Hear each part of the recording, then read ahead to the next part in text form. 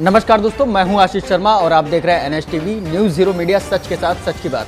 आज हमारे साथ में मौजूद हैं, सीतापुर में हमारे मौजूद हैं पवन सिंह चौहान जी, जो कि यहां से MLC के दावेदारी कर रहे हैं। आज उनसे जानेंगे कि उन MLC चुनाव जीतने के बाद उनके क्षेत्र में क्या क्या कार्य रहेंगे और कैसे क्या करेंगे। सर, बहुत बहुत स्वागत है आपका हमारे चैनल में। बहुत बहुत धन्यवाद। सर, आपका जीवन परिचय जानना चाहते हैं पहले तो। मैं पवन सिंह चौहान, हमारा मूलतः जन्म तो लखनऊ में हुआ, एक कर्मस्थली हमारी सीतापुर रही है। और सीतापुर में हमारा लगातार पिछले 25 साल से मैं यहाँ पर लगातार वर्क कर रहा हूँ, कुछ ना कुछ व्यवसाय कर रहा हूँ, जिससे कई हज़ार लोग यहाँ पर व्यवसायों को मिला हुआ है। साथ में हमारा टच भी रहा है। और हमारा शिक्षा के क्षेत्र में मैं विशेष तरीके से काम करने के लिए यहाँ पर आया हुआ हूँ। लगातार शिक्षा पर ही काम करता रहा हूँ, वही हमारी पहचान बनी है। मैं शिक्षाविद होने के नाते हम हर क्षेत्र में रोजगार सृजन शिक्षा भी दे रहा हूँ, इसमें बड़ा काम कर रहा हूँ। सर, राजनीति में आने का क्या कारण रहा? सिर्फ एक कारण है कि हम अपने लोगों की आवाज़ सदन में रखें, और दूसरा शिक्षा के क्षेत्र के और रोजगार के क्षेत्र में, संस्कार क्षेत्र में, स्वास्थ्य के क्षेत्र में बड़ा काम कर सकूं। मैं ऑलरेडी पिछले 25 साल से इसमें काम कर रहा हूं। अब उसमें और गति तभी आ सकती है जब हम विधान परिषद में पहुंचेंगे, तो अपनी बातों को, जनता की बातों को सदन में मजबूती से रखेंगे। और वैसे भी सरकार, हमारी योगी और मोदी की सरकार ज़बरदस्त तरीके से काम कर रही है, उसको और तेज़ी से कैसे हम लोग काम कर सकते हैं, ग्राउंड लेवल कैसे और काम कर सकते हैं, इस पर हम लोग विचार करेंगे। अच्छा, राजनीति में आने के बाद में MLC ही क्यों चुना आपने? MLC से सोच रहा हूँ कि यहाँ पर हम मैं जनप्रतिनिधियों का प्रतिनिधि बन रहा हूँ, तो सारे जनप्रतिनिधि सारी समस्याएं लोग पहुँचते हैं। पहले BDC करता है, फिर प्रधान ले जाता है, प्रधान से फिर जिला पंचायत सदस्य ले जाता है, फिर जिला पंचायत सदस्य फिर वो प्रमुख पास रखता है, फिर उसके बाद में MLA पास रखता है, फिर सांसद पास रखता है।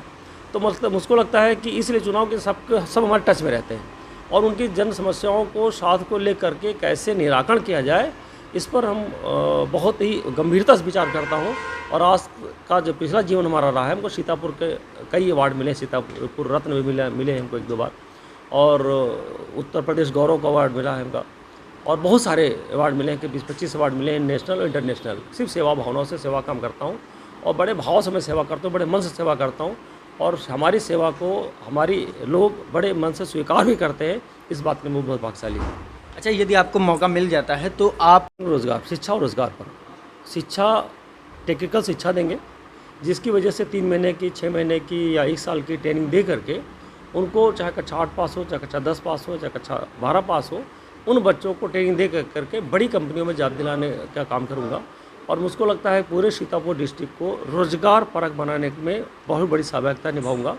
और व्यवसाय का भी काम मैं जानता हूँ अच्छे तरीके से। सहकार भारती का मैं प्रदेश लेवल का मैं पदाधिकारी हूँ, लोक भारती का हूँ, जिसमें लोक भारती हमारे कृषि पर काम करती है।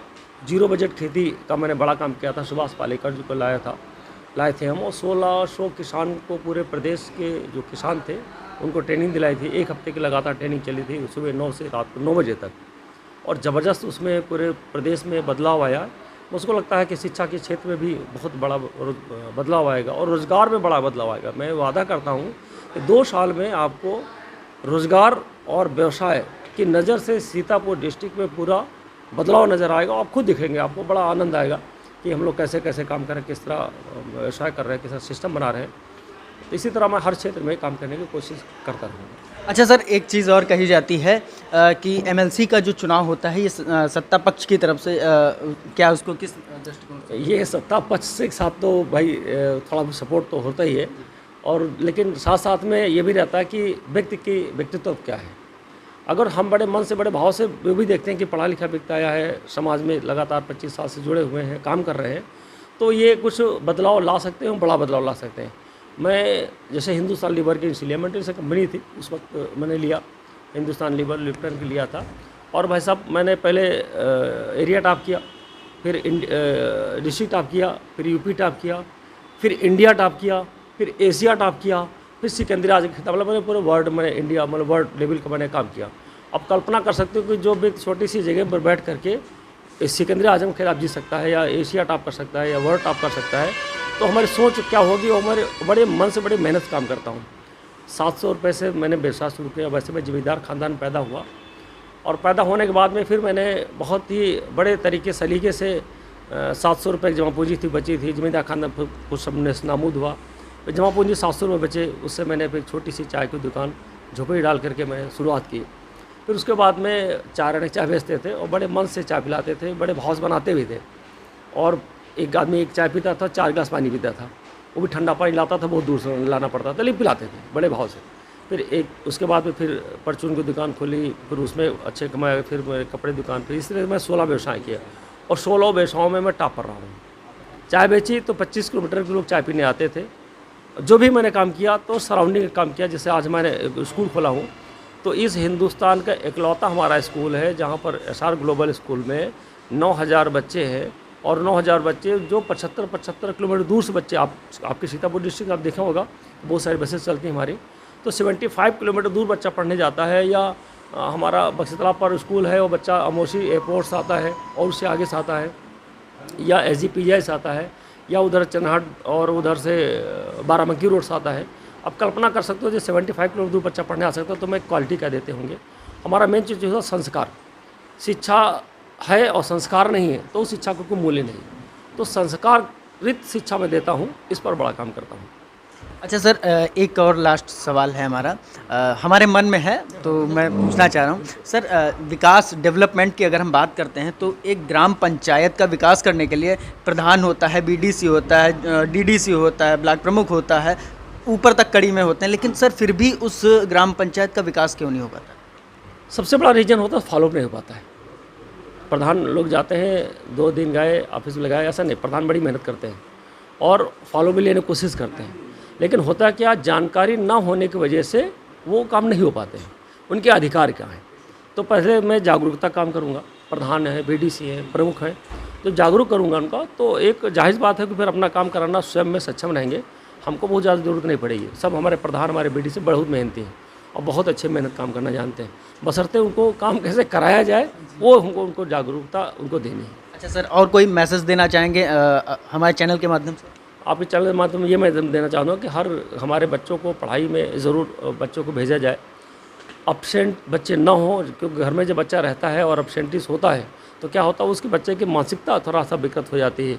वो समझता है फिर हर एक काम, जो भी काम ज़िंदगी में करेगा वहाँ भी अब्सेंट होगा, वहाँ भी कैजुअल अप्रोच होगी। और हम पेरेंट्स लोग देखते हैं कि घर में बच्चा है फिर भी उसको नहीं भेजते हैं। हम अगर घर में बच्चा है और बिना मतलब के घर में रुका हुआ है तो फिर बच्चों को हमको स्कूल भेजना चाहिए, पहला। दूसरा, बच्चा बातें क्या करता है, उसके फ्रेंड सर्किल क्या है, लोगों से बात का व्यवहार क्या है, उसकी एक्टिविटीज़ पर पेरेंट्स को जरूर ध्यान रखना चाहिए।